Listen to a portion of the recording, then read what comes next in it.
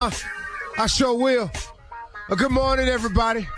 You are listening to The Voice. Come on, dig me now. One and only Steve Harvey got a radio show. I feel it's necessary to explain what I say in the morning because somebody asked me, what do you mean by that when you say that in the morning? When I say, it's in response to David Hollister opening the song by saying, go ahead, Big Daddy. Go ahead. I said, I sure will. Then I say, good morning, everybody, because I was raised that way. You're supposed to speak when you come in the room. I'm coming in y'all's room, whether it's your bedroom, the room in your house, your car, your office, wherever you're at. I come in the room, I got to speak, so I say, good morning, everybody. You are listening to The Voice. And then I got to introduce myself because as a performer, I always felt my best when I was introduced. Why would you walk out on stage and nobody introduce you? You can't get a round of applause. It's horrible. So I say, you are listening to The Voice, one and only Steve Harvey. Come on, dig me now.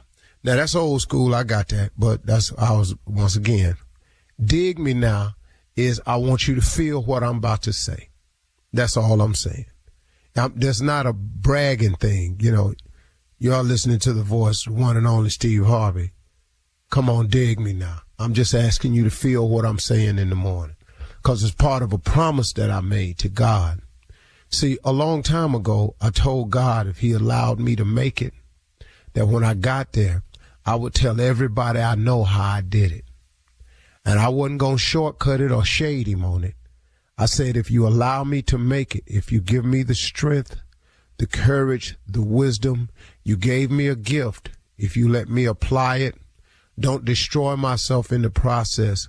Forgive me for my sins along the way. Continue to hold and rock me when I need it. When I make it, I promise you, Lord, when I get there, I will tell everybody how I made it. Well, this started back in L.A. when I got on the radio. And I was making it okay. I was doing okay. But I had to keep my promise to God. My promise was, if you allow me to make it, I'll tell everybody how I got there. I have to tell you that every day, because if it was not for that grace and mercy, I wouldn't even be here able to fulfill my promise, because I've done enough dirt in my life, man, to not be worthy. He could have easily walked away from me a long time ago because I had walked away from him. See, and I didn't walk away from him once. I walked away from him a bunch of times. But guess what? He forgave me a bunch of times. I'm a living example of hundreds of chances. His forgiveness and his mercy is available for everybody. It's the only reason I get on this show every day. It's the only reason I have the blessings that's coming my way. It's the only way that the things that keep happening in my life, man, that I have no explanation for, is because of his grace and mercy. See, anytime something good happens in my life and I can't explain it, that's usually him. He exhibits to me, remember, I'm a forgiving God, man. Remember. So when you fall, Steve, don't lay down there. Don't you lay down there. Don't you let the devil fool you that because you done made some mistakes that you can't do it. Because everybody gonna make them. There's none perfect, no, not one. So get up, keep moving, keep pushing, step on. What you laying there for? Your daddy didn't raise you that way. Look, man, my father was just about manhood. I'm going to just tell you, my daddy never had a conversation with me about church. He beat me for not going, but, a couple times, but he wasn't about that. It wasn't his message. That was my mama's job. My mama taught me about being saved, about loving the Lord, about giving your life, about the teachings of Jesus Christ. My mama was a Sunday school teacher. So I got all of that from her. My old man ain't had none of that for me. My old man talked to me about one thing all day long, hard-working manhood. And well, you going to get that if you don't get nothing else from me. He gave that to me. So I got it. See, so my father, you say, excuse my language, but you ain't going to sit there like no little punk up in here. That ain't what you finna do. You finna get up and go do what you supposed to do. Now stop all that whining like some little punk and go and get to moving. That's how my father talked to me. Now I'm just telling you real. It worked for me though. And before you start emailing me, that had nothing to do with homosexuality at all. It's just that was his term for a man not acting like a man. That's all it was. It was not a gay reference at all. I want you to understand that before you start emailing me. So my daddy wasn't calling. That was not a sexual reference for him. My father talked to us. That's what he meant. I knew exactly what he meant. He couldn't have meant nothing else. He ain't even know nothing about that. My old man clueless when it come to that right there. So when I was getting down and feeling bad about myself, my old man, he taught me this toughness, man. He gave me this grit, this doggedness, this go to work and work hard. That's why today when God does bless me with something, he ain't got to worry about me not working hard. 'Cause that's in me. And when I get tired, I ask that same God for strength to keep on doing so I can do the blessings he got for me. So when you ask me, how you gonna do all this, Steve Harvey? I don't know. I ain't got to figure that out. All I got to do is show up with the same amount of faith I've been showing up with. God handle the rest of it. See, y'all, hey man, let me tell you something. I don't see how you do it. I don't either. Can I give you, hey man, news flash. Let me hear, I don't see how you doing all that, Steve. You doing this, you doing that, you that. Can I tell you something? I don't either. I just wake up with the faith, man, and trusting that if he gonna bless me with it, he must be gonna show me a way how to get it done. See, I ain't tripping on that part. See, once you take yourself out the how-to business, you can go on and get with it. But see, if you're going to trip yourself out with the how-to, you can't think like God can think. You can't figure like God can figure. So now you sitting up in here going, Lord, I want this to happen for me. Then I don't know how I'm going to do all that. Well, guess what? You in the way now. See, you in the way. Because see, God ain't asked you to figure out how to. He said, ask and believe.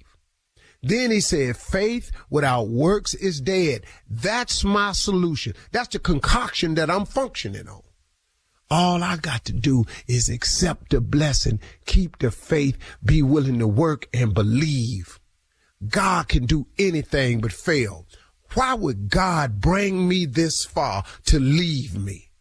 Why would he bring you this far to leave you? So why I get up every morning? I have no choice.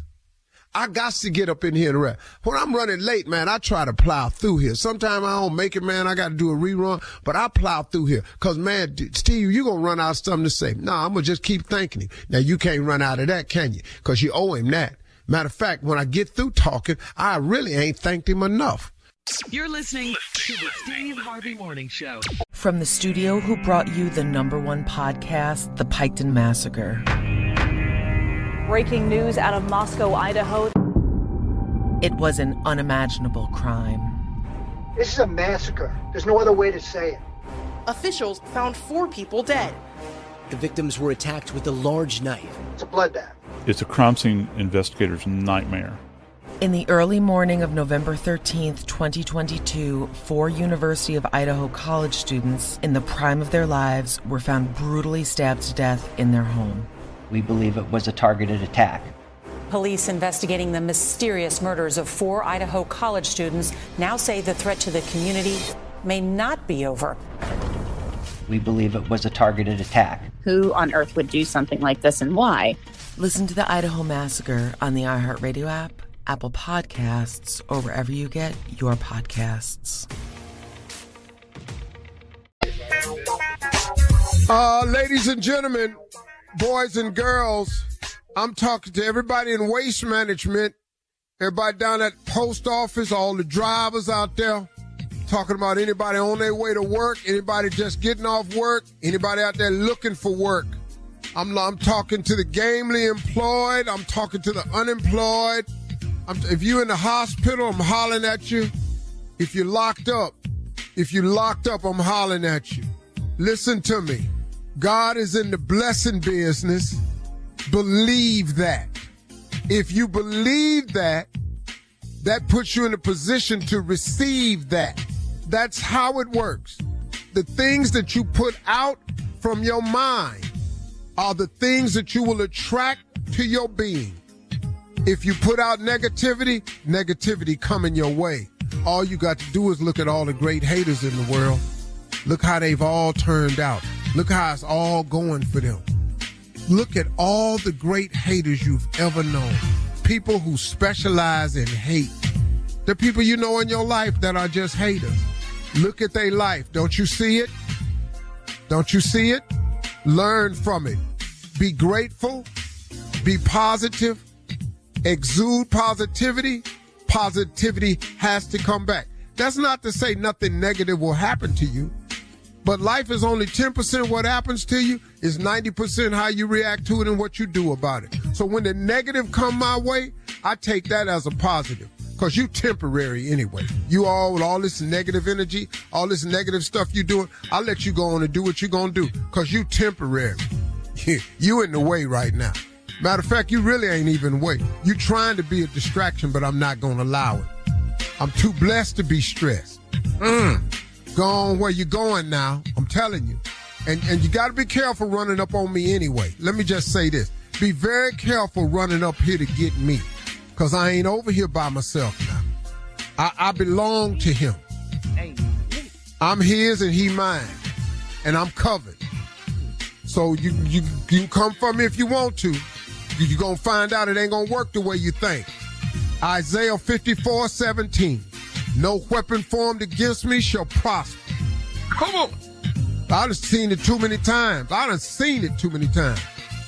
I'm good. Well, ladies and gentlemen, we here. Shirley Strawberry, Carla Farrell, Mississippi Monica Jr. Government name is Kill Spates. And the legend that is Nephew Tommy. Junior, quickly. Yeah. What's going on? Yeah. No, I just think you own it. You too blessed to be stressed. Bruh, I ain't you gotta give man. God the praise this morning. I'm telling you. Bruh, Junior, when I hear him hating on me, I ain't got no time for it. I ain't got no time for you, man. Yeah. Because you're all that hating and ain't stopping nothing God got for me. I keep looking up and he keeps showing up. I'm good with that. That's my message this morning, y'all. Hey, we about to jump off today. Other than the moment I just had right here, the rest of the day, Steve Harvey gonna be straight ignorant. Stupid! I'm gonna do what he made me. I'm finna be ignorant today. Shirley, Carla, I'm gonna embarrass you. Coming up in 32 minutes after the hour, we'll hear from the nephew as he runs that prank back right after this. You're listening to the Steve Harvey Morning Show. It is time now for the nephew to run that prank back. What you got for us, Nev? Well, Shirley, we're in the middle of the summer. Everybody's out there on the grill. Everybody doing their thing, throwing them ribs on, them links on, that chicken on. Oh, yeah. What else can you throw on? Burgers.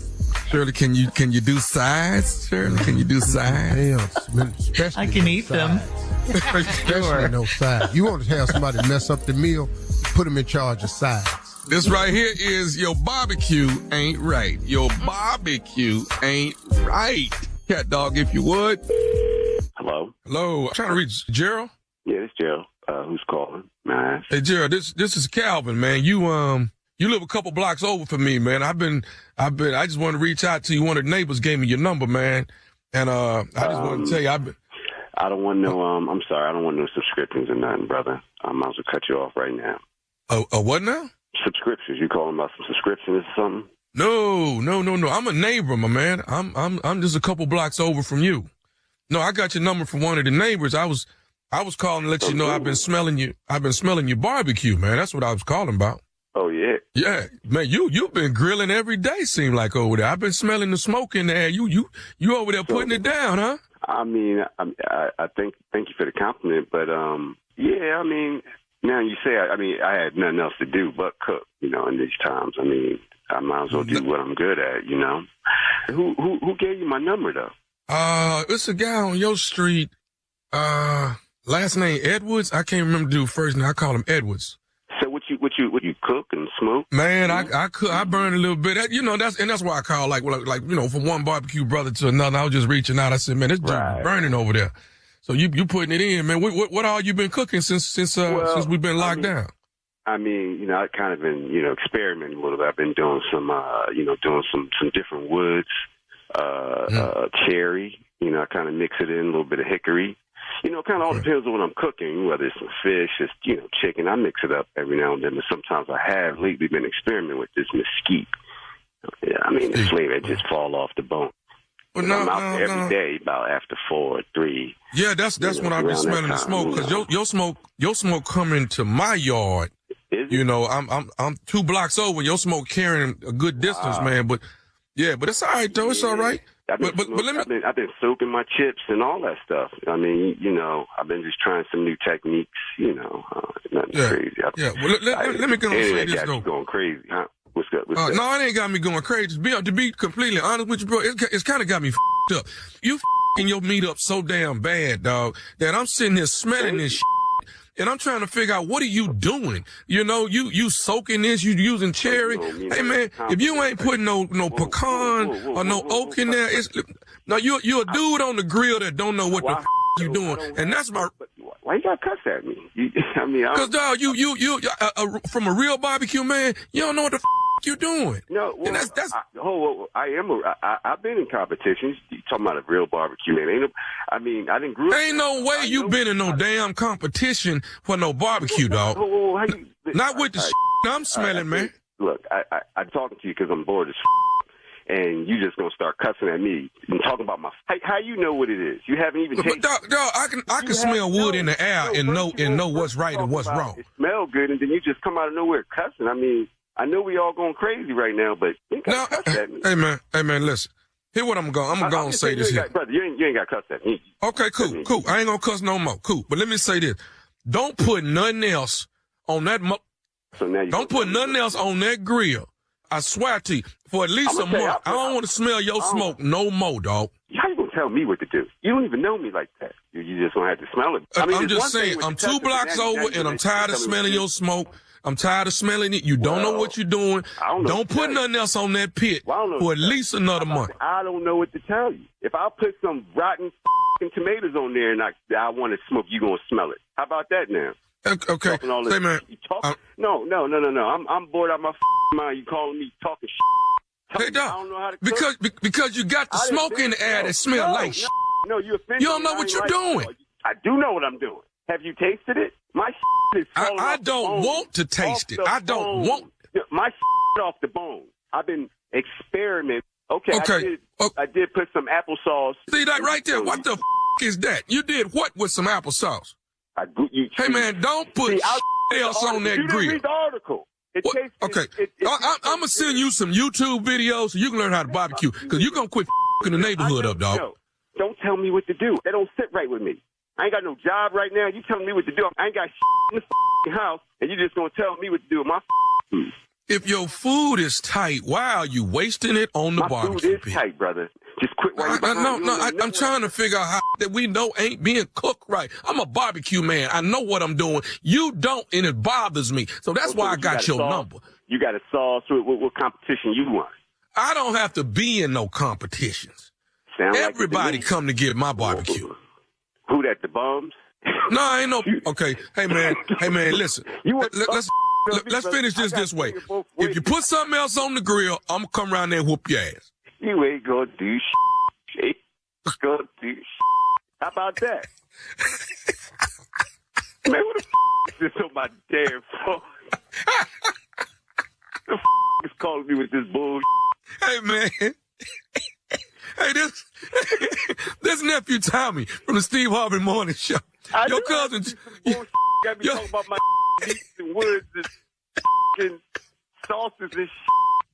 Your cousin Trey got me to prank you, man.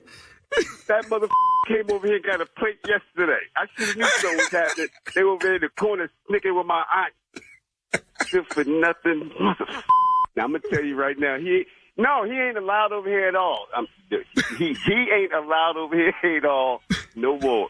We didn't social distance his ass. You can hashtag it in the front and the back. Hey, man, you got to tell me this right here, right now. Gerald, what is the baddest, and I mean the baddest radio show in the land? Come on, brother. The Steve Harvey Morning Show, man, with this nonsense. Talking about my food and sauces. All right, thank you, Nephew. Coming up next, Ask the CLO. You're listening to the Steve Harvey Morning Show. Coming up at the top of the hour in entertainment news, the Invest Fest is coming to the ATL next weekend. It is brought to you by the hosts of Earn Your Leisure broadcast via podcast. Rashad Bilal and Troy Millings will be our special guests. They're going to tell us how this year's Invest Fest has something for everyone. And that's coming up at the top of the hour. But right now it is time to ask the CLO, our Chief Love Officer, Steve Harvey. Carmen in Arlington writes, my mother-in-law has a bad habit of calling me before I get off work to ask me to stop by the store for her. It's always 4 or 5 items, and after I've worked all day, I don't want to shop for her. My husband refuses to do it, so can I refuse too? No, you don't want to do that. But this is what you do. Stop answering the phone. Stop answering that phone call. You know what it's about.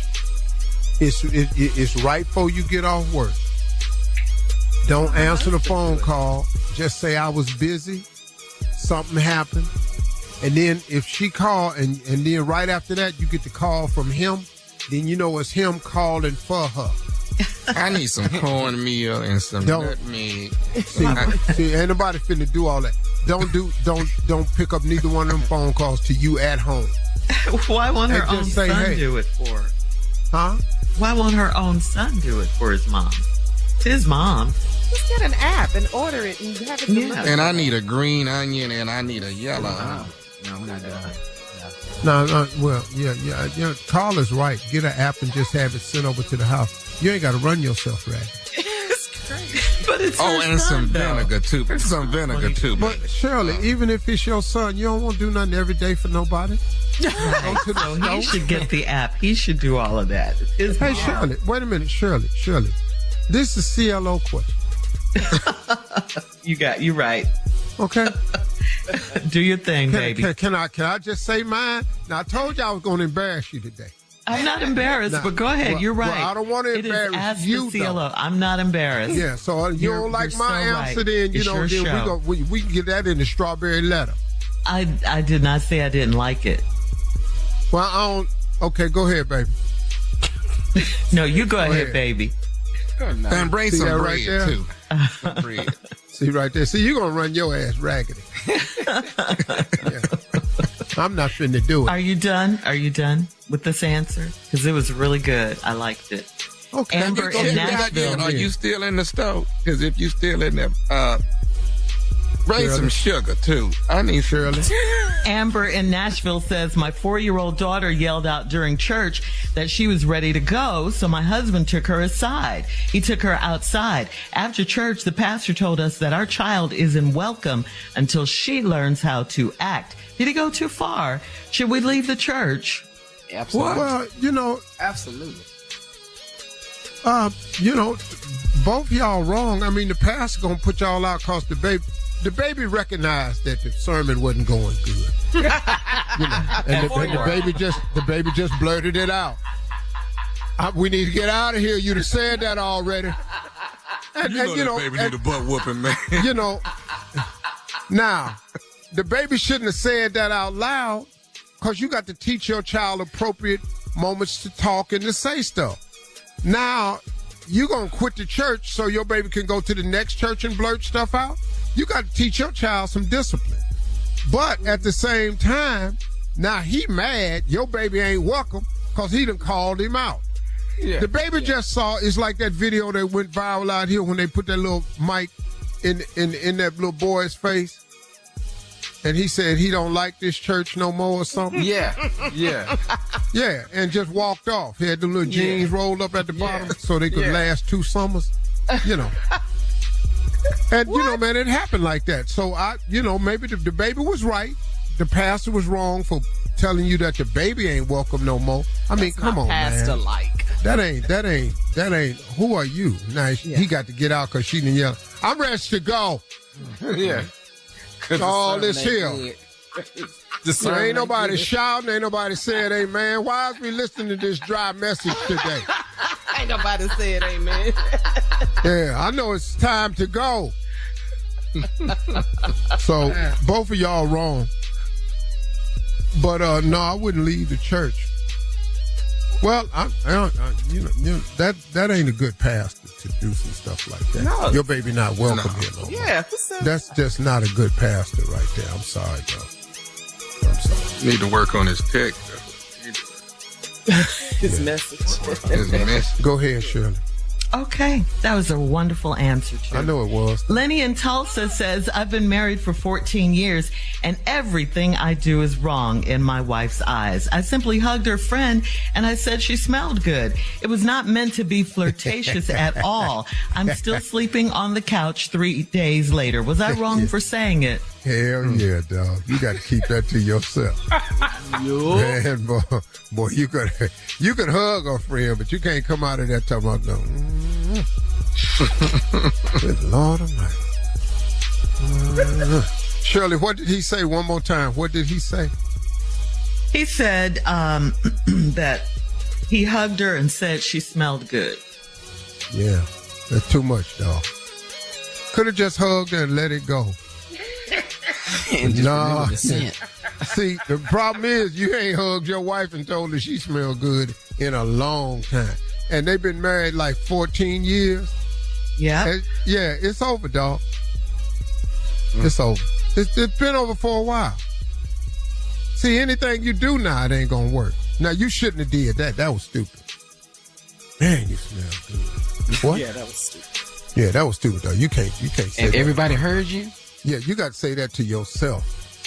You got to go in the bathroom, man, shut the door and go, ooh, that was that girl right there. Boy. That's how I want my woman to smell. He said all that. In the bathroom by yourself. Oh, now that's how a woman supposed to smell right there. This heifer I'm with. Oh. I'm so sick of white diamonds. They don't make Who the hell buying Elizabeth Taylor perfume these days anyway? See that right there. Another Kennedy. great answer. Go ahead, Shirley. That's brilliant. Kennedy in Charlotte says, I'm 28 years old and I'm dating a 35-year-old man that I met online. It's been almost a year and his dating profile is still active online. He said girls still message him, but he's not dating anyone else. Why? Well, then why won't he delete his profile? Because he's still dating other people. What? We're not deleting till we get married. No, he's still seeing other people. What's Right. what you need? You need him to say it another way? They messaging him. What you don't know is he messaging them back. Yeah. That's what it is. Yeah. See, men ain't like that. You keep hollering at me. I got to holler back. Yeah. He's not married. All right. Thank you, CLO. Coming up next, we have a special guest, Rashad Bilal and Troy Millings. They're going to tell us about this year's Invest Fest in Atlanta right after this. You're listening to the Steve Harvey Morning Show. From the studio who brought you the #1 podcast, The Piketon Massacre. Breaking news out of Moscow, Idaho. It was an unimaginable crime. This is a massacre. There's no other way to say it. Officials found 4 people dead. The victims were attacked with a large knife. It's a bloodbath. It's a crime scene investigator's nightmare. In the early morning of November 13th, 2022, 4 University of Idaho college students in the prime of their lives were found brutally stabbed to death in their home. We believe it was a targeted attack. Police investigating the mysterious murders of 4 Idaho college students now say the threat to the community may not be over. We believe it was a targeted attack. Who on earth would do something like this and why? Listen to the Idaho Massacre on the iHeartRadio app, Apple Podcasts, or wherever you get your podcasts. This is King Slime. The prosecution of Young Thug and YSL. In May of 2022, the arrest of Young Thug sent shockwaves through the hip-hop world in the city of Atlanta. Over the past decade, Jeffrey Williams, the rapper Young Thug, has become an internationally famous rap star. But police allege that over those same 10 years, Williams was building a criminal enterprise, a violent Atlanta street gang accused of committing a slew of crimes, including murder. All, they say, at Williams' behest. He's the one that's King Slime. I'm Christina Lee, a music journalist who has covered Atlanta's hip-hop scene for over a decade. And I'm George Cheedy, a crime and politics reporter based in Atlanta. And we'll uncover secrets about the people at the center of this case. All of this before a single juror has been selected. Listen to King Slime on the iHeartRadio app, Apple Podcasts, or wherever you get your podcasts.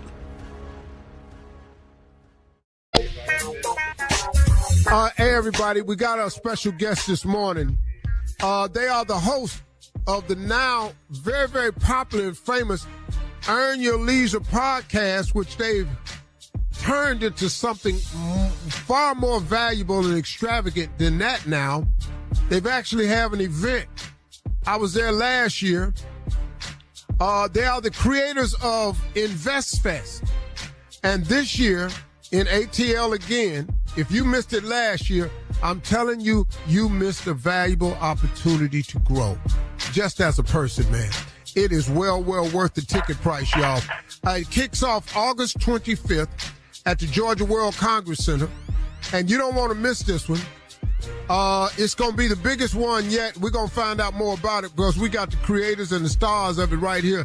Ladies and gentlemen, please welcome to the show the creators of InvestFest, the owners of the InvestFest podcast, Mr. Troy Millings and Rashad Bilal. What's up, brother? Good morning. What's going on that day? Thank you for having us. Morning. Well, man, let's talk about it because it's a huge event. I was there last year, man. It's probably one of the best interviews I've done. I've done my best interviews the last 3. The first one I did with you guys on your podcast, I got the most feedback from it. The Shay Shay Room was a big interview for me. I enjoyed that one. And I got one more, but I can't share it because it hurt some people's feelings. Anyway, InvestFest, let me tell y'all what it is out there. InvestFest is a festival that has discussions about investing. It's about entrepreneurship. It's pop culture. It's just how to survive in the culture. Some of the tactics and techniques that you can use to grow your ideas, your business, to make yourself more effective in corporate America, whatever your goal is. And this year's InvestFest kicks off Friday, August 25th in Atlanta at the Georgia World Congress. So, fellas, let me ask you, man, this year you had a stellar lineup. Who you got as some of the keynote speakers for InvestFest this year? Yeah, this year we picked off right where we left off last year. So we have Sean Diddy Combs. We have your good friend, Robert F. Smith, the richest black person in American history. Of course, we have you. We have Rich Paul. We have Maverick Carter. We have Tabitha Brown. We have Junior Bridgman. We have Michael Novogratz, Kathy Woods, Benjamin Crump, Chris Paul. So many great people. We got Jeezy performing. So the list goes on and on and on. This is really like the who's who when it comes to entrepreneurship, wealth, people that are doing it on an extremely high level in business and entertainment. Hey, man, now, last year, I walked through the floor space where you have all the vendors. I mean, help me understand that area because I was fascinated at some of the stuff. What's all in the marketplace area, or what do you call that area there? Yeah, so that's our vendor marketplace. So what makes it very unique is that there's over 400 local businesses, corporate businesses that'll be there. And people get to patron at these businesses and find out, opportunities within our community. What's beautiful about this year is that we've added an actual stage, a podcast stage inside of the vendor marketplace to highlight some of the up-and-coming shows that are out there from our community as well. So it's an opportunity for people to patron, to find out business ideas, potentially business partners, and also just have a good time. When we walked through last year, it was quite a scene. So we're looking to have something very spectacular again this year as well. Yeah, I'm going to walk through again this year. I'm going to call Floyd Mayweather, and I'm going to hire his bodyguard. All them big boys that be around him. That's what it was like, man. Hey, y'all, listen to me. This is worth the ticket price, folks.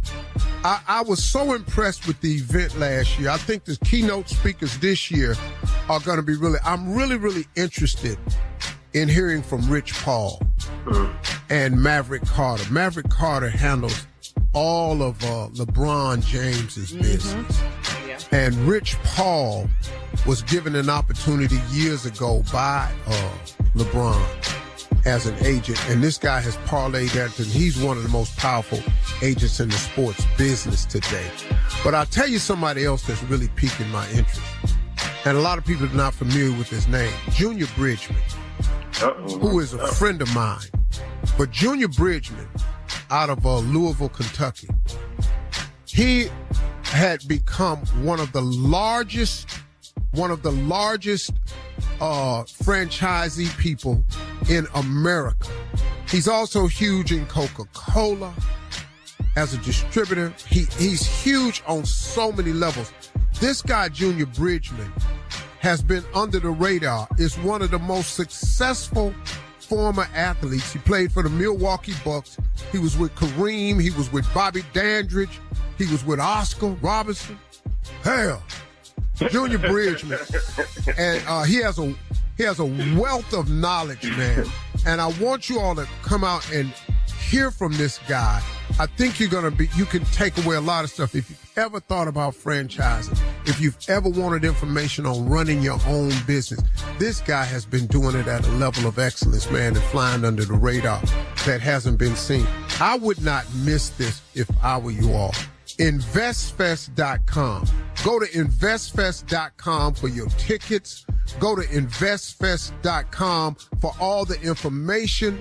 Tickets are reasonable. Invest in yourself and change your life. I will be there interviewing Robert Smith. It'll be one of the greatest honors I've ever had because I've spent substantial amount of time with this man learning and soaking up information for him. So, fellas, InvestFest.com. I'm looking for everybody to be in Atlanta at the Georgia World Congress Center this year. It's going to be huge. Stay right there. Stay right there. We're going to come right back with more from the brothers from Earn Your Leisure and InvestFest right after this. You're listening to the Steve Harvey Morning Show. All right, we're back, everybody. And we got Troy Millens and Rashad Bilal, who are the creators of the podcast Earn Your Leisure.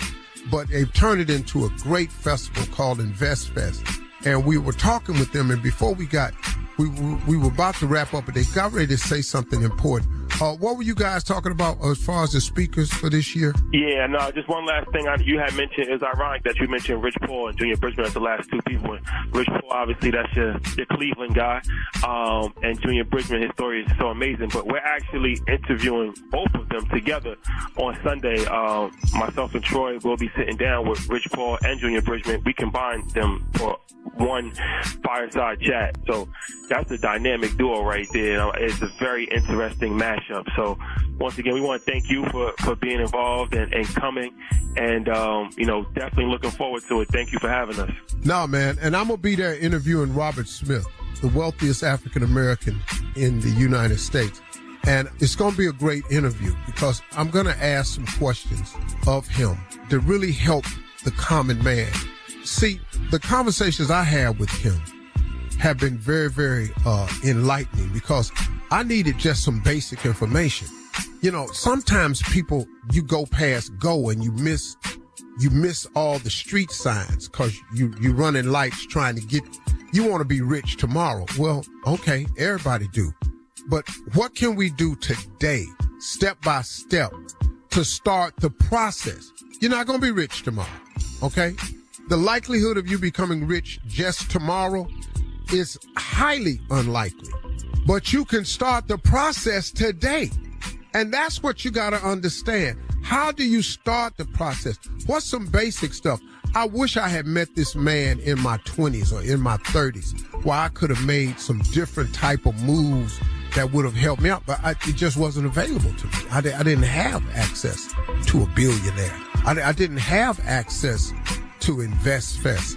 You know, the greatest example I had for getting rich was Amway. And I don't knock Amway at all because Amway taught me the principles of success. If it wasn't for Amway, I'm telling you right now, I wouldn't even be here today because they taught me the principles of success. But that's what was available to me.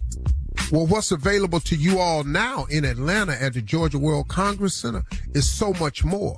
You can talk with Junior Bridgman. You can hear from Rich Paul. You can hear from Robert Smith. You can hear from Diddy. You can hear from people, and you get an exchange, and you can learn something that I wish I had learned in my 20s and 30s, and you can get it now. But it's important that you get it now because I'm in my 60s and I'm understanding it, and it ain't too late to become successful. InvestFest.com, everybody. Go and get your tickets. I want to see everybody. If you don't have your ticket yet, go now. It will sell out. InvestFest.com starts August 25th at the Georgia World Congress Center. Hey, brothers, thank y'all so much. We'll see you there. I appreciate you having us, SH. Thank you. Always. Peace. All right. We'll have more of the Steve Harvey Morning Show right after this. You're listening to the Steve Harvey Morning Show. On Akon's most recent appearance on Drink Champs podcast, he wore a fake Dior designer sweater. Instead of the sweater reading Dior, Akon's sweater had Drio spelled out all over it. On Instagram, French Montana clowned Akon by asking him where he got that fake Drio sweater from. Akon responded by saying it came from an African designer. He said, I knew this sugar honey iced tea was going to raise engagement. It just takes one person to notice and it's going to go crazy. It did exactly what I wanted. So, do you guys think Akon knew it was a fake Dior shirt and purposely wore it? Or are you buying the African designer story? What do you guys think? And have you ever unknowingly worn fake designer merchandise? I can't afford it, so I'm out. Oh, yeah, I don't want some fake design. Yeah, we are. Hell yeah. Mm-hmm. So you believe Akon's story about the African designer? Hell yeah. I mean, look, man, y'all, hold up, y'all. Let's understand something. Akon got the money to do what he wants to do. Mm-hmm. You know, you clown him if you want. Who was clowning him? French Montana. You need to check Akon's bank account. He ain't got Akon money. You know, Akon can get what he want now. So let's be real clear about that. I do know him personally. Mm-hmm. And if there's an African designer, I mean, look, man, Akon got money, man. He could do like he want to do. He can buy whatever he want to buy. Mm-hmm. Yeah. I'm just telling you, this dude is not. But, you know, I mean, I believe the story. I see why he wouldn't. Mm-hmm. Because if I wear something that ain't fake and y'all bust me, I just go, man, I ain't know. Or if I do know, y'all don't think I can get it? I mean, really, I can get Drio or Dio. Yeah, whatever. I can get LV. I wear LV or VL. I wear what? Right. Man. I love LV that. or VL. I got money for Converse. I got money for Converse. I got money for Adidas. I got money for Adios. What you want? So, What you want? I don't really care, man. I ain't that dude, man. Yeah. I just ain't. I think you should wear whatever you want to wear, what feels good, whatever. You know, people are going to call you out, but so what? Hey, listen to me. Who cares? Yeah. I kind of like what he had on. Everything. It was, you know, little words was big, but, you know, I don't care. I liked it. It was the words still nice, were big, right? so you knew it wasn't Dior. Well, no. Drio. Dior. Do you, Akon? Rock what you want to rock. Whatever, man. Remember those word games? They would give you a word. How many words can you make out of this one word? You know, like Dior, you can make Drio. We know that now. You can make some other words. See, I'll be simple about it. Or I bought some Balmain. I didn't know it was fake. We was in Dubai. I thought I was fly as hell. Man. And you probably were, even if it was fake. Whole outfit. What was it, Balmain? What was it wasn't Balmain. It was not Balmain. well, if you bought it in the mall, Tommy, it's Balmain, but they have a, you know, it's still Balmain, but they have the Balmain out of Paris, and they have a Balmain. Oh, well, then I must have been just Balmain. So how'd you know it was fake, Tommy? Well, if you go in that store in Dubai, and you see a whole lot of the same thing hanging on the rack. We went in that store. And it's inexpensive. Yeah. Hello. Yeah, the whole outfit was about $400. And I would be rocking it from head to toe. What else? But how did you know it was fake, though? That's what I'm trying to find out. What $400. But he didn't know it when he bought it. The way I found out, I went on their website trying to find another one, and I ain't see it. I ain't see it. I said, now, where's this thing? Where's the thing I bought when I was in Dubai? I'm finna give me some more of this. Because you really loved it. You were fly. I was all out on stage with Said and DL and then with I said, man, this is some fake stuff I got on. All right, coming up next, the nephew with his fake gear and the prank phone call right after this. One of the zippers came off. You're listening to the Steve Harvey Morning Show. Coming up at about 4 minutes after the hour, it's my strawberry letter for today, and the subject is my best friend is marrying a big problem. We'll get into that in just a few because right now it is time for the nephew and the prank phone call for today. What you got for us, Neff? This one right here, Shirley, is called Guess Who's Moving Next Door. Mm-hmm. Know your neighbors now. A neighbor? Know your neighbors and also know your property line. Okay, you need to know that. What else? Do you know where your property line is? That ain't right there where y'all cut the grass and that little line there. Just you make sure you know your property line. June, you got a new house. Know your property line. Left side, right side, back side. It's not where they told me it's going to be at. It's not. It might not be. Who is they? You got your survey? Who is they? You gotta have your survey. Call it. Yeah, I got the survey. It cost $750. It was in my paperwork. I saw the survey. And it's a nice little dotted line, ain't it? Ain't it? Yeah. It's direct. It don't never match the property though. But you got some real estate though. Carl, that's how I be looking at it. You can turn it upside down, upside right. You don't know which way, but you better know the property line. Guess who's moving next door? Let's go, cat dog. Hello, I'm trying to reach is it Dolson? Dolan. Mr. Dolan? Yes, sir. How you doing? My name is Clifford. Yeah, what can I do for you, Mr. You live at Cheshire Drive? Why do you want to know that? Well, actually, I'm at 1623. I actually bought the house that was for sale next door to you. Oh, okay. Well, congratulations. But how did you get my number? Well, actually, the realtor told me that he had your number because I said I wanted to reach out to the neighbors next door, and he told me that Mr. Dolan was actually the person next door, and he didn't think you would mind me actually getting the number. Okay. Well, I'll talk with the realtor later. But what can I do for you, sir? What I wanted to know is, do you have any problems like living next door to black people? I'm sorry. What did you just ask me? I mean, like I said, I just bought the place next door, and I wanted to know, do you have any problems, living next door to black people? No, sir. I have no problem. I'm assuming you're a black man, and I have no problem with that. I judge people by their actions, not their color. Okay. Now, do you have any black people experience? Well, yeah, I've worked with, gone to school with, have several friends of many different ethnicities. What is it? What's this? How is this relative?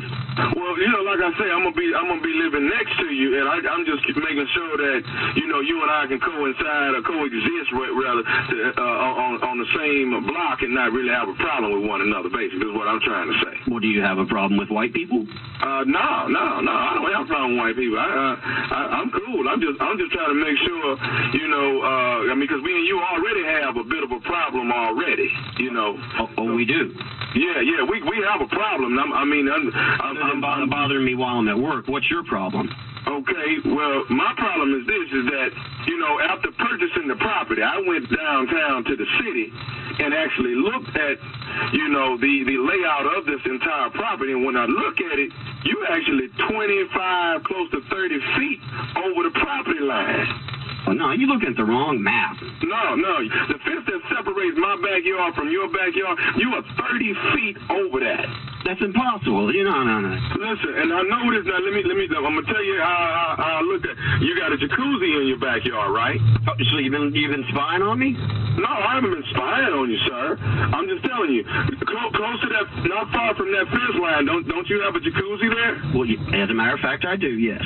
Okay. Now the pool is okay, but if I push that fence line back 30 and actually get the property that I'm supposed to have, I pretty much own your jacuzzi, your hot tub.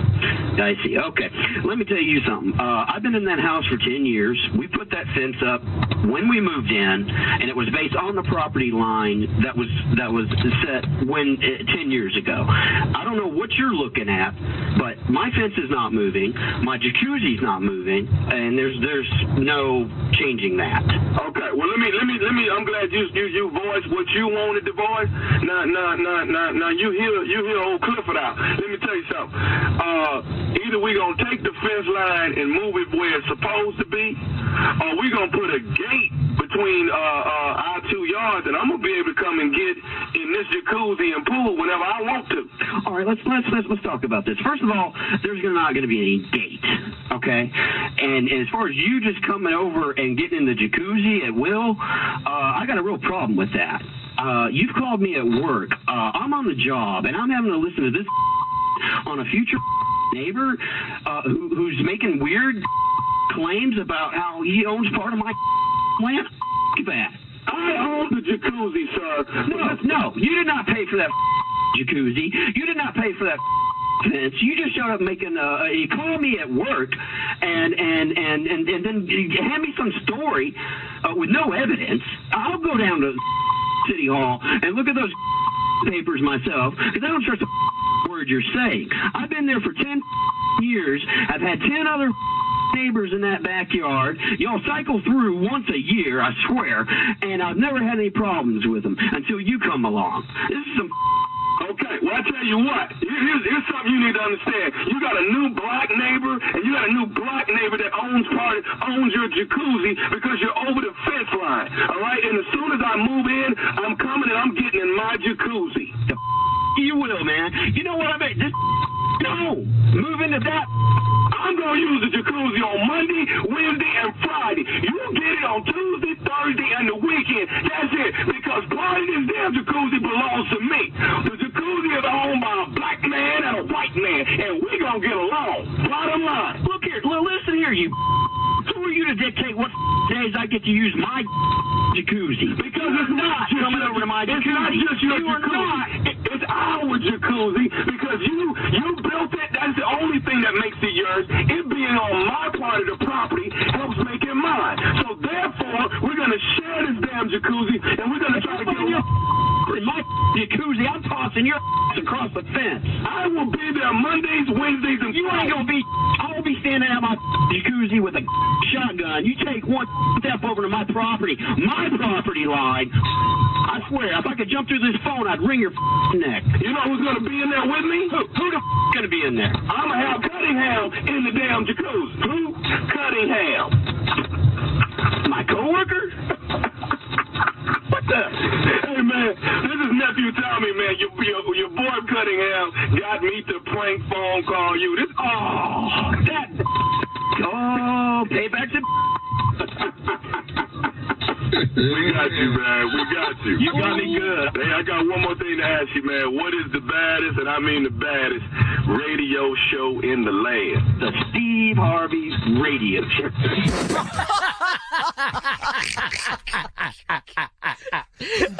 Oh, that boy Tom is so stupid. God. Oh, that boy. Did you just pat yourself on the back? Oh, that boy Tom is stupid.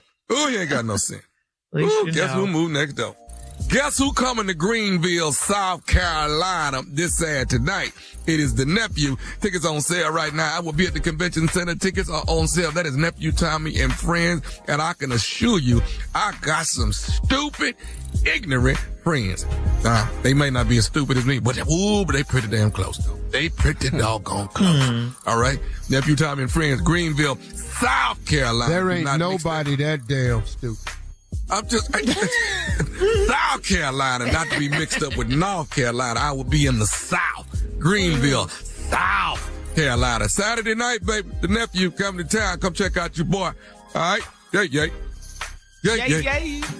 All right, nephew, thank you. Coming up next, Strawberry Letter, and the subject for today's Strawberry Letter is my best friend is marrying a big problem. All right, you got it? My best friend is marrying a big problem. We will get into that, Steve and I. While you right in that after business. This. My best friend is marrying a big problem. We'll find out what it's all about right after this. You're listening to the Steve Harvey Morning Show. From the studio who brought you the #1 podcast, The Piketon Massacre. Breaking news out of Moscow, Idaho. It was an unimaginable crime. This is a massacre. There's no other way to say it. Officials found 4 people dead. The victims were attacked with a large knife. It's a bloodbath. It's a crime scene investigator's nightmare. In the early morning of November 13th, 2022, 4 University of Idaho college students in the prime of their lives were found brutally stabbed to death in their home. We believe it was a targeted attack. Police investigating the mysterious murders of 4 Idaho college students now say the threat to the community may not be over. We believe it was a targeted attack. Who on earth would do something like this and why? Listen to the Idaho Massacre on the iHeartRadio app, Apple Podcasts, or wherever you get your podcasts. Hi, this is Paris Hilton. Some of the best times of my life have been spent in... It is time now for today's Strawberry Letter. And if you need advice on relationships, work, sex, parenting, or more, please submit your Strawberry Letter to steveharveyfm.com and click Submit Strawberry Letter. We could be reading your letter live on the air, just like we're going to read this one right here, right now. And you never know, it could be yours. It could be yours. Buckle up and hold on tight. We got it for you. Strawberry Letter. Thank you, nephew. Subject, my best friend is marrying a big problem. Dear Stephen Shirley, I recently got a new job in the city where my male best friend lives. My best friend's fiance is very insecure, and she let me know the first time I met her. I went to happy hour with my best friend and his coworkers in hopes of meeting a nice guy. My best friend was sitting next to me, and his fiance had popped up and was walking toward us. She gave me a dry hello and stood behind me at the bar. When my best friend left the bar, she told me that her man is her bestie, and there is no room for another woman, especially a single one. Annoyed AF, I reminded her that a man will cheat whether the woman is single or married, and if he's single or married. I was uncomfortable, so I wanted her to be uncomfortable too. After that, I purposely laughed out loud like everything my best friend said was the funniest thing I'd ever heard. My best friend whispered to me and asked me to please stop making his fiancé mad. I stopped because I love and respect my friend. Since then, she's had a problem with me texting him, sending him memes on social media, and even dating one of his friends that I met at the happy hour. She told the guy to watch me because I moved there to take her man from her. There is no way I would ever be romantically involved with my best friend. Enough was enough. So I texted her to meet up so we can talk. She said her man needs to be present because she wants it to be clear to the both of us that our friendship is basically over. I refused to talk to her after that. My bestie texted me and asked me to do whatever she says to keep the peace. Why can't he see that this is a red flag? Well, don't you worry about that because this is none of your business. It's none of your business whether he sees her craziness or not. It's good that she calls her friendship with her man over. It needs to be over. She's not having it. She doesn't like you and she doesn't want you around her man. You don't get along with this girl. She's rude to you. Your best friend does nothing because he can't. That is his girl after all. And she's obviously calling the shots and it's better for everyone to just move on and keep the peace, including you. You don't need this drama in your life. Her man does whatever she says, so let this go because your bestie has let it go. And guess what? He's let you go, basically. So concentrate on making it work with your new man. Your best friend is no longer your business. It is time for you to get some new business and some new friends. Steve? Well, here we go. Another one of these damn letters. All this opposite sex best friend business. I don't know how many times I have to say it, or I don't know how many ways I have to say it. If your best friend is of the opposite sex and you are in a relationship with someone of the opposite sex, there's going to be a problem. And every time I turn around, here come a letter with a problem. Now, I know, Steve, it ain't always like that. Oh, okay. But where them letters at, though? Because them ain't the letters we get. We don't get the everything okay letter. I get the letter that reproves over and over again what I be trying to tell people. But okay, you can do it like you want to. But let's look at the problem that this one has created. You recently got a new job in the city where my male best friend lives, and my best friend's fiance is very insecure, and she let me know the first time I met her. So let me get this right. You just happen to get a job in the city that this man live in. Oh, how coincidental.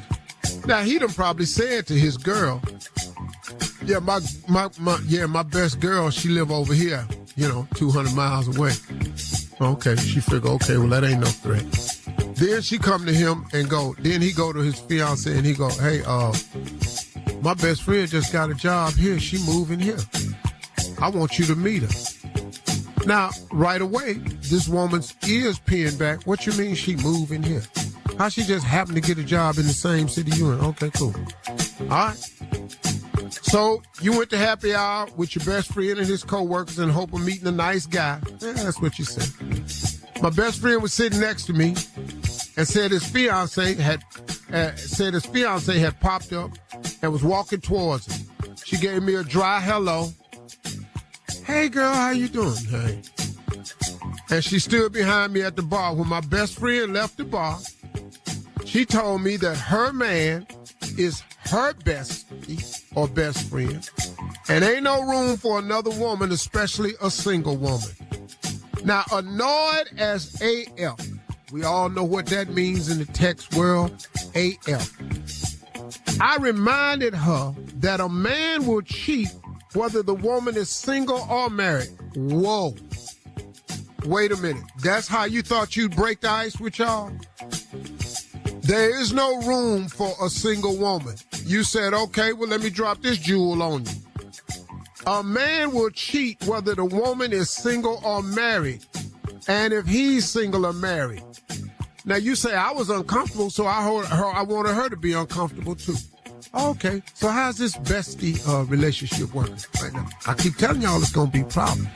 If you are friends with a person of the opposite sex and you're in a relationship with a person of the opposite sex, going to be a problem. We'll be right back. All right, hang on, Steve. No problem. We'll have part 2 of your response coming up at 23 minutes after the hour. Today's Strawberry Letter subject, my best friend is marrying a big problem. We'll get back into it right after this. You're listening to the Steve Harvey Morning Show.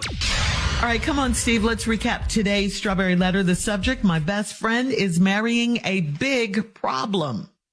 I done told y'all how many times on this show, if you're in a relationship with someone and your best friend is of the opposite sex, man or woman, there is going to be a problem.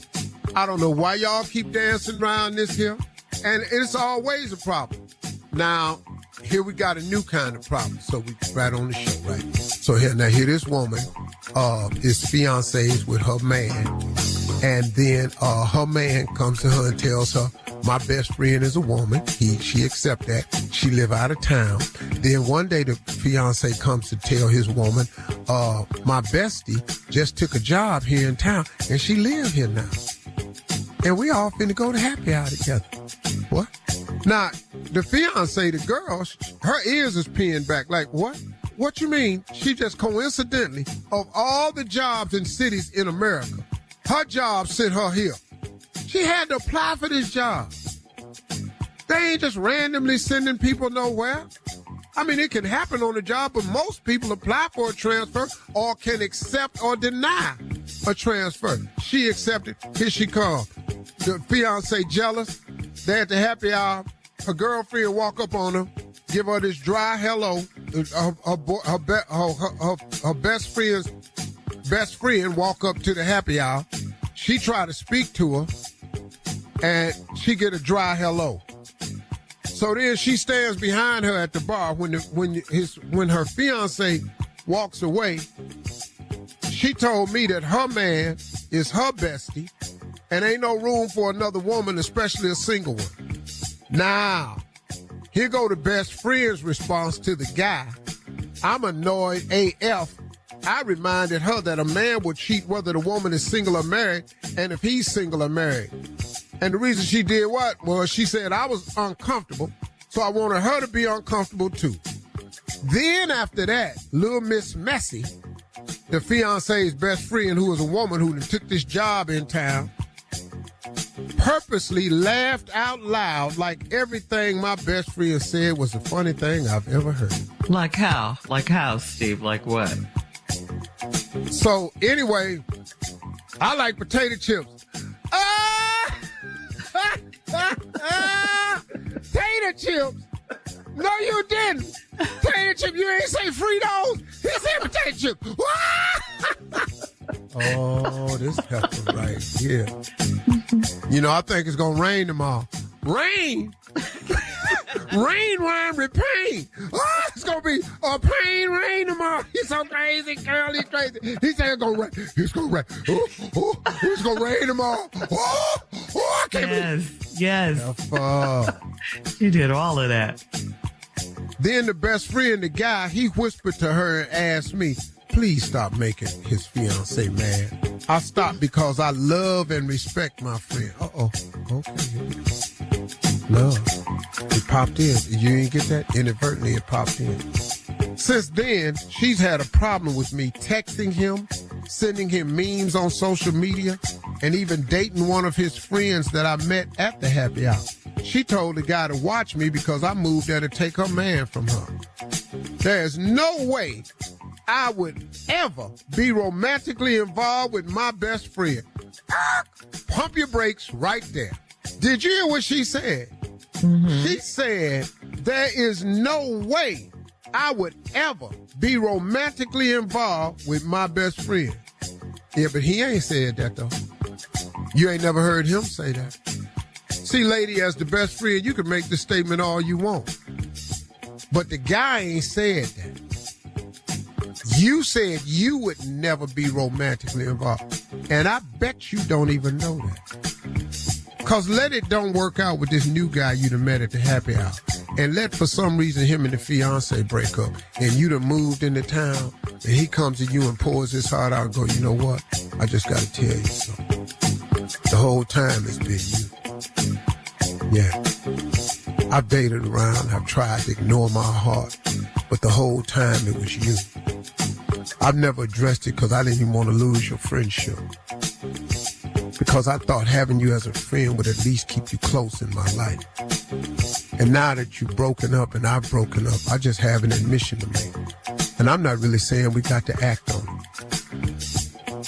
But if you would just give me the chance to show you of the man that you don't even know about, and let me introduce you to him, you may find that you could feel the same way. Now, I'm going to be over here because I know this is a lot for you to digest because we've been friends for all these years. But I'm going to be over here patiently waiting like I always have. And I'm so happy I'm able to say this to you because I thought I was going to take this to my grave. And I'm so grateful that I am. I love you. Always have. and I always will, no matter what you say. Know that you have a man somewhere that has undying and unwavering love for you. Wow. You don't think I'm finna win? All right.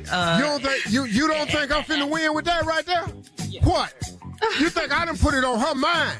Let me tell you something. She at the house. She done called her girlfriend. Her girlfriend's going, Heifer, this is the one.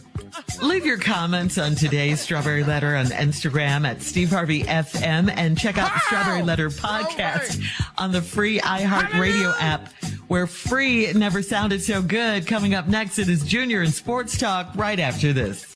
You're listening to the Steve Harvey Morning Show.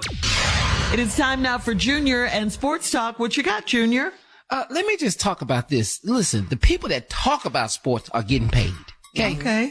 Just the highest paid sports analysts in the country right now. This is what I'm upset about. I do sports. I ain't making this money. I'm calling ESPN today. I'm on my way over there. Cause listen to the people. Here we go. Jim Nance, $10.5 million per year. He just do the Masters. Jim Nance, college basketball. Same Jim Nance. Stephen Angry Ass Smith, $12 million a year. My hairline back further than his. What the hell? I can't get this. That's the beginning of the end. Come on, baby. Okay, here we go. Al Michaels, $15 million a year. Joe Buck. Do y'all even know who that is? Yes, he used to be on Fox. Okay, Joe Buck, cover the World Series. Joe Buck, $15 million. Here another one, Tom. This is gonna make you upset right here, T. Michael Strahan, out of Houston, Texas, TSU. $17 million a year for these ties. Go on, Strahan. Come on now. Come on, Strahan, 17. Kirk Herbstreit, college football. Kirk Herbstreit, $18 million a year. What? Yeah. You need to start watching college. I need to start doing something different. Here we go. Here go another. Troy Aikman. Yeah. Troy Aikman, $18 million a year. Hold on. He didn't even win but one playoff game. Troy Aikman in his whole not Troy Aikman, Tony Romo in his whole career, one playoff win. $18 million a year. Go on, boy. He knows some football. Yeah. He do know football. Yeah, he good at that now. Jim Rome. I can't believe this here. Never played football, basketball, baseball, nothing. $30 million a year. What the hell? What the hell? Jim Rome? Angry ass Jim Rome? He get 30? And he ain't even started yet. Number one. He ain't even started. Everybody want to take a guess who number one is? I already know who it is. He ain't started talking about sports yet. I know who it is. Oh, Brady. They've been called Brady. the greatest of all time. Brady. Ain't called a play yet, Tommy. How much? $37 million a year. Wow. So how much does Stephen A. Smith make again? Angry ass Stephen A. Smith with the receding hairline and the light colored suits. $12 million. Yeah, we know who I ain't mad at Stephen for getting I'm sitting up here on the Steve Harvey Morning Show talking about sports. I ain't getting I'm going down to ESPN. They're going to hire me. I tell you, I'm really proud of Strahan, man, because Strahan is making money, man. He's making money. All right. Thank you, Junior. Coming up at the top of the hour, a side piece. Steve needs some advice after she's told to hide in a coat closet for almost an hour. We'll get into that right after this. You're listening to the Steve Harvey Morning Show. From the studio who brought you the #1 podcast, The Piketon Massacre. Breaking news out of Moscow, Idaho. It was an unimaginable crime. This is a massacre. There's no other way to say it. Officials found 4 people dead. The victims were attacked with a large knife. It's a bloodbath. It's a crime scene investigator's nightmare. In the early morning of November 13th, 2022, 4 University of Idaho college students in the prime of their lives were found brutally stabbed to death in their home. We believe it was a targeted attack. Police investigating the mysterious murders of 4 Idaho college students now say the threat to the community may not be over. We believe it was a targeted attack. Who on earth would do something like this and why? Listen to the Idaho Massacre on the iHeartRadio app, Apple Podcasts, or wherever you get your podcasts. Hey, what's up, y'all? This is Eric Andre. I made a podcast called Bombing about absolutely tanking on stage. I'm talking about your most miserable experience as a performer. I tell gnarly stories, and I talk to friends about their worst moments of bombing in all sorts of ways. Bombing on stage, bombing in public, bombing in life. Like the time I stole a girl's phone during a set and she jumped on stage and threw a big haymaker punch to my nose. I want to know what's the worst way they've ever bombed or performed way too drunk or high. And was there ever a time where they thought they were going to crush and they stunk it up? Subscribe to my podcast, Bombing with Eric Andre, to hear more crazy stories from me and my friends. I'll have guests like Sam J, Dulce Sloan, Michelle Buteau, Mac DeMarco, DJ Doug Pound, Saturday Night Live's Sarah Sherman, and more. Listen to Bombing with Eric Andre on Will Ferrell's Big Money Players Network on the iHeartRadio app, Apple Podcasts, or wherever you get your podcasts. All right, this one's from Juicy in Fort Myers. She needs your advice, Steve. She was dating a married man, and he stuck her into his house. He snuck her into his house while his wife was at work. He ended up making her go into the closet, and she was stuck into a coat closet for almost an hour after his friend showed up unexpectedly. She says, I think he should have told a friend he was in the middle of something and he needed to come back. But he sat and talked to this man for a good while. What would have happened if his wife had come home? She says, in her opinion, his wife should be the only person she plays second fiddle to. Should I take a break from this married man until he makes her a priority in his life? Well, first of all, you have to understand, you're not the one that can determine who you play second fiddle to. Mm-hmm. You can't determine who you play second fiddle to.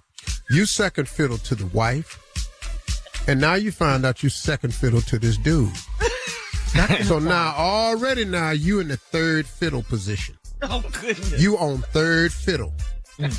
Like, you could stop playing your fiddle and the band would still continue. You didn't even hear. You see what I mean? You moving down on who you playing fiddle to. Now, I'm gonna tell you right now, you're lucky it was the man that came home. You're lucky it was his friend that came home. Because if his wife come home, you're gonna be shot as an intruder. You won't even be in the closet. Yeah, he got you gonna shoot you as an intruder. All over this woman's house, girl. And now listen to these. You can't believe you got snuck into the closet, but you got snuck into the house, though. Hello. See, once you get into the sneak game, the sneak game got levels. I don't know why y'all people be taking people to your main address. That's horrible. That's such a level of disrespect.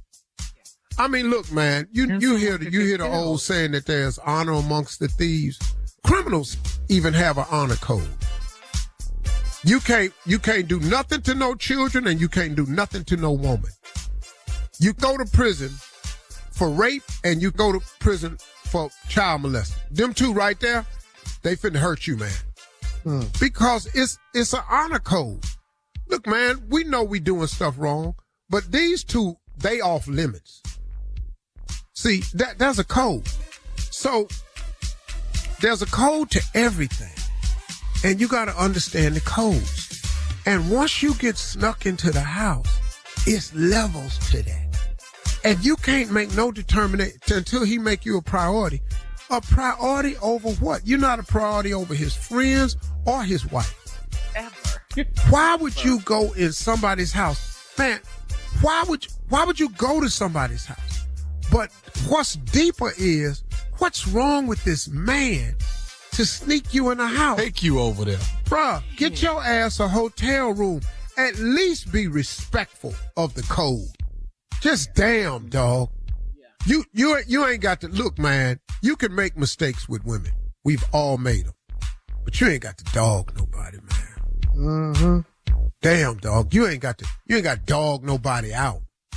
You know, man, if you're going to do something because you're having a moment of weakness or temptation win, okay, all right, I got that. I ain't passing no judgment. But dog, you ain't got to dog nobody out. Yeah. You're going to bring a woman to your wife's house. She done poured her heart and soul in there, making it a home for you, and you going to disrespect and bring somebody to the house? That's some low-down mess right there, man. It's low down. But let me say this. I've been in these coat closets. If you're going to put people in these coat closets, have some coolers or something, some water or something. So when we thirsty, you be able to get, you know what I'm saying? I've been in a coat closet. I know what it's like. But for you to say, that's what you got out if we of that. in there and we thirsty, and we got to be in there for a while, we're going to need some nourishment. I mean, have something to snack on in these coat closets. You know you're going to be putting people in there. Show. Coming up. Put a fold-away chair in there. This woman doing it. Get me a blanket so I can catch a nap. 20 minutes after the hour, we will have more of this ignorant show, the Steve Harvey Morning Show, right after this. You're listening to the Steve Harvey Morning Show. Comedian and actress Tiffany Haddish plans to launch a new dating show featuring women that date homeless men. In an interview with The Hollywood Reporter, Tiffany said that her own homelessness years ago had a profound impact on her life and that everyone deserves to have someone supporting them. Her new dating show will be produced by her very own She Ready production and Hearst Media. It will be centered on the themes of love and homelessness. Tommy, gotta say, watch out. Here comes Tiffany with her dating show. Come on with it. There's plenty of room. Well, the name of the show ain't going to be Ready for Love. It's going to be Ready to Move In. Get all them cardboard damn right. You damn right you're going to be in love if you homeless. Yeah. Dog, if you got a key or to a door, chances are I love you. Yeah. But I want to see all my heart somebody down. Somebody's going to turn somebody down. You home, but you going to I don't want her. Well, dog, I mean, I can't judge the show because I ain't seen it, but this show better have some hair up, have some upside.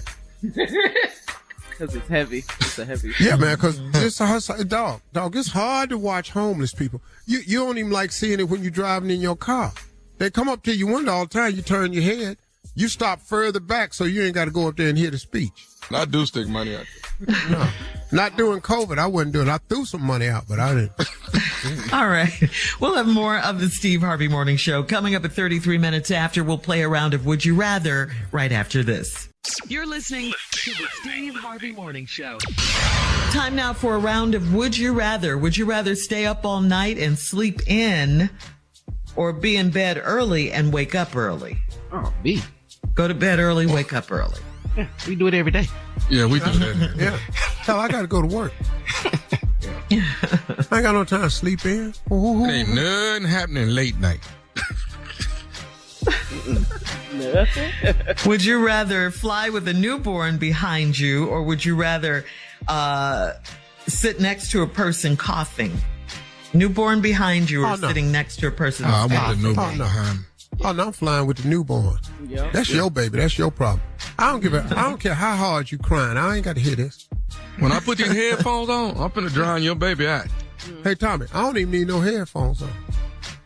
You can zone that out? No, that's not my child. You got a long flight with a lot of crying. It'll get annoying. Tommy, I didn't ignore my own babies. Well, I'll ignore you. What? We got levels. You a real parent? I'm telling you right now, I ignored my own damn babies. I know them hell well. I ain't finna be bothered with yours. Would you rather have a flat stomach or muscular arms? Hey. I ain't got now one of them. Tommy, would you rather have a flat stomach or muscular arm? I already got the muscular arms. I just need the stomach. So you'd rather have a flat stomach? What you trying to say, huh? You ain't seen the guns? No, I haven't. Sorry. Really? Well, we got here. Yeah, let us see the guns, Johnny. I'm gonna put them out tomorrow for you. Do that. No, you need a day. Well, they gonna be the same guns as today. No, they got a short sleeve shirt on. I don't need to show y'all right now. Y'all push it up. That's what I thought. Mm-hmm. Oh, okay. He done cocked them back. Oh, you cocked them? Yeah. Would you rather have sex with music on, or would you rather have sex with the TV on? Either way, it don't. Why does that matter? No, I'll take the music. At least you can control it. The news ain't good. I mean, yeah, you don't want to hear that. Fire breaks out on Hilliard Boulevard. 4 dead. Jesus. Oh, yeah. I'm trying to bring a little heat myself. I didn't really want the fire story. I can do it right in the middle of forensic files. It don't make me no different. I don't care. Yeah. Now I'm going to take the music. Yeah, music. I watch 48 hours too much. Yeah. You don't want to hear that when you have sex. You can have Yeah. Right in there, caller.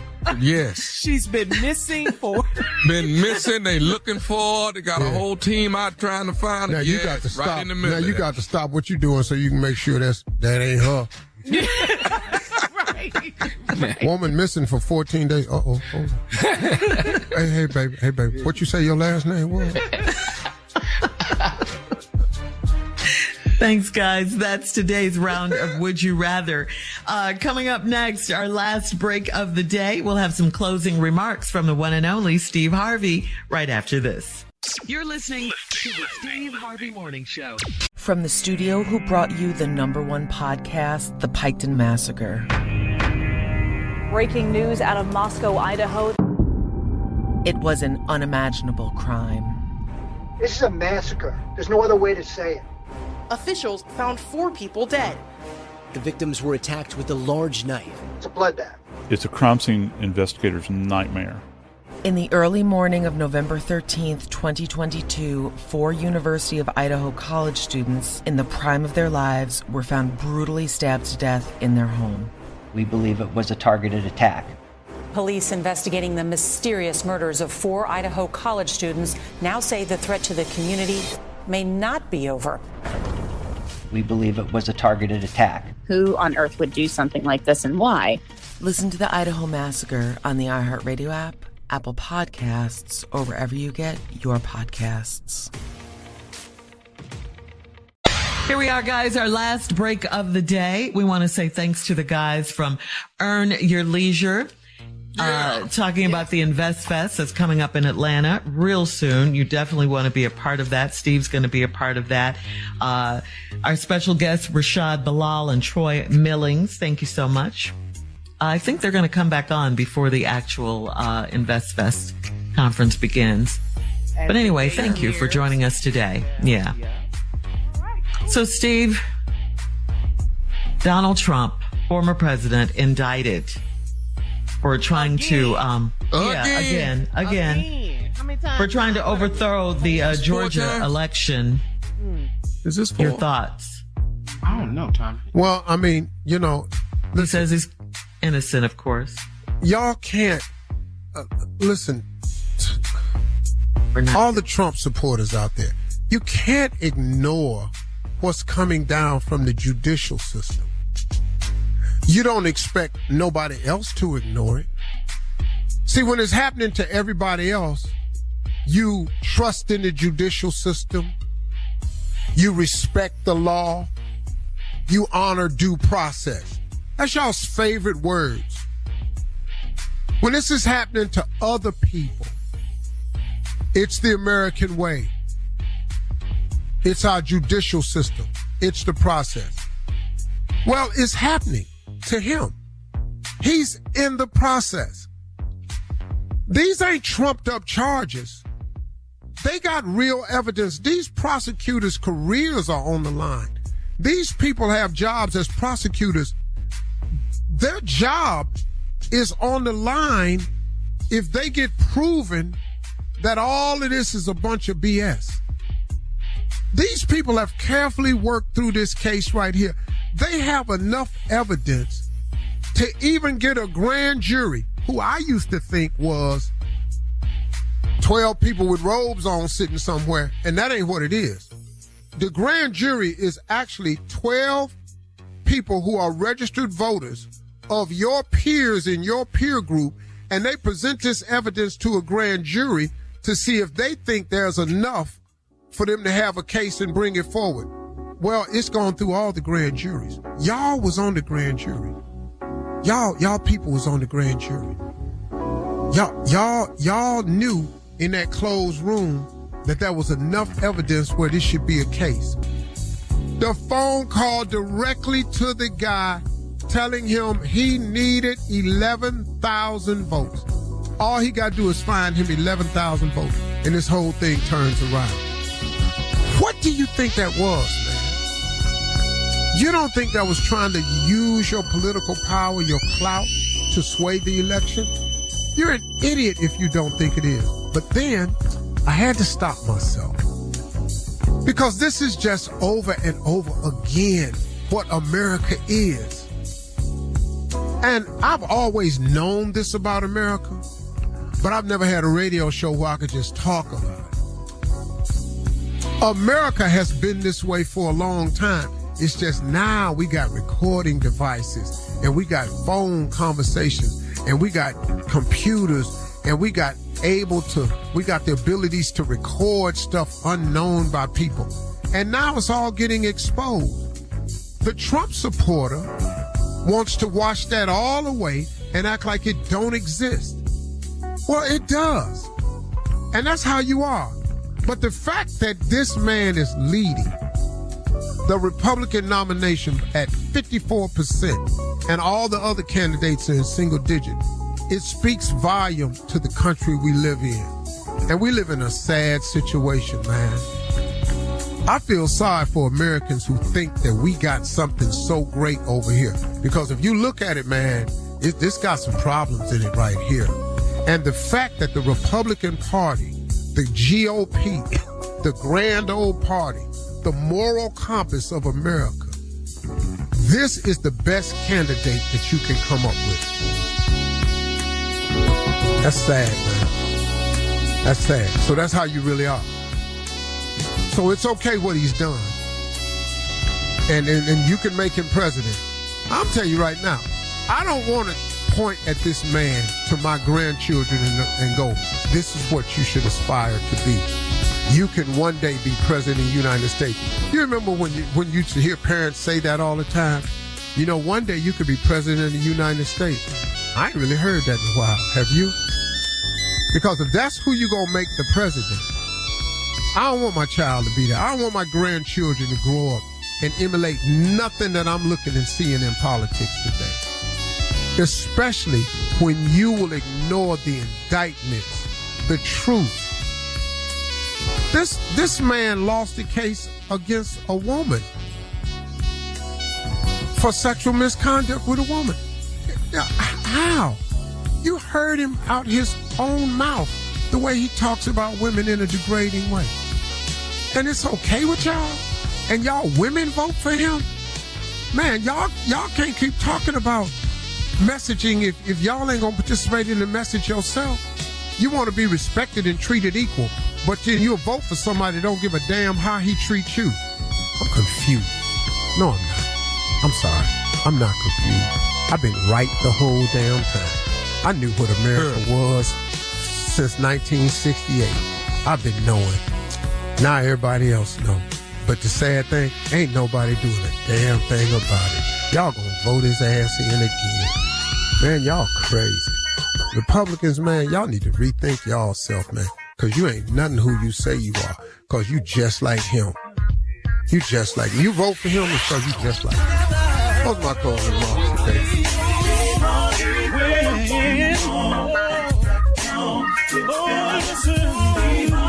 For all Steve Harvey contests, no purchase necessary, void where prohibited. Participants must be legal U.S. residents at least 18 years old unless otherwise stated. For complete contest rules, visit SteveHarveyFM.com. You're listening to the Steve Harvey Morning Show. Hey, what's up, y'all? This is Eric Andre. I made a podcast called Bombing about absolutely tanking on stage. I tell gnarly stories, and I talk to friends about their worst moments of bombing in all sorts of ways. Bombing on stage, bombing in public, bombing in life. Like the time I stole a girl's phone during a set and she jumped on stage and threw a big haymaker punch to my nose. Listen to Bombing with Eric Andre on Will Ferrell's Big Money Players Network on the iHeartRadio app, Apple Podcasts, or wherever you get your podcasts. Deep in the mountains of Greece, the country's most wanted man has been on the run for over a decade. He's a bank robber. We hear a barrage of shots. A kidnapper. But to many Greeks, he's a hero. His name is Vasilis Paliokostas, and we're on the trail of the man behind the myth. A modern-day Robin Hood who steals from the rich and gives to the poor. I'm Miles Gray. Listen to The Good Thief on the iHeartRadio app, Apple Podcasts, or wherever you get your podcasts. Craig Ferguson goes in search of joy and talks with actors, doctors, stand-ups, and scientists. Everyone. Is it love, religion, drugs, money? Where do you find it? Craig Ferguson, In Search of Joy, the celebrations, the dances, science, poetry, laughter, and music of joy. Don't miss it. Joy with Craig Ferguson. Hear it now on the iHeartRadio app, Apple Podcasts, or wherever you get your podcasts. I'm here to help.